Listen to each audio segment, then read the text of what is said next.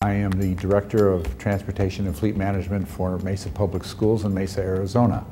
Tom Armstrong, Director of Fleet for ThyssenKrupp Elevator. I work for Austin Express. I'm a VP Operations, and I'm in charge of all of our fleet development spec and alternative fuel program. I work for Prince George's County, Maryland, and I manage a fleet of about 4,300 vehicles. I'm Ben Shue, work for the West Virginia Department of Education. I work in the fleet department for DirecTV. I manage all the vehicle assets that operate around the country for our installers and for our service technicians.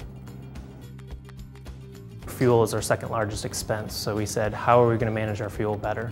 We spend a lot of time researching alternative fuel options for us. Propane is the one that surfaced as the best alternative fuel for us. Propane was the most economical for us to implement right away because of station availability. Propane has the advantage of very little infrastructure cost. Now, we can put in a natural gas station for $1.5 million, or we can put in a propane station for $300,000. We're saving $3,425 a day. That's going to be up near $7,000, $8,000 a day once we're fully converted to propane autogas.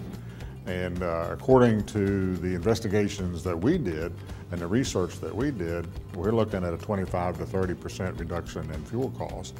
And that's significant. That's about $10 million in the state of West Virginia.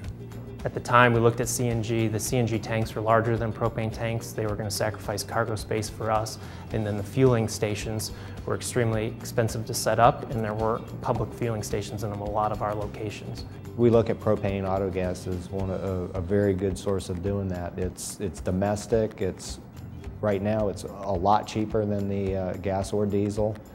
The emissions savings are very, very significant, so it'll help us meet our goals for climate action, and the performance is there as well. This coming year, with 89 buses in the fleet for the full school year, we will save 2,789 tons of greenhouse gases. Propane was much more easily deployable for us in our fleet.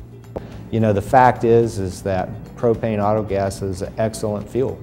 The physics of it, it works. It's exciting to be able to work with an alternative fuel.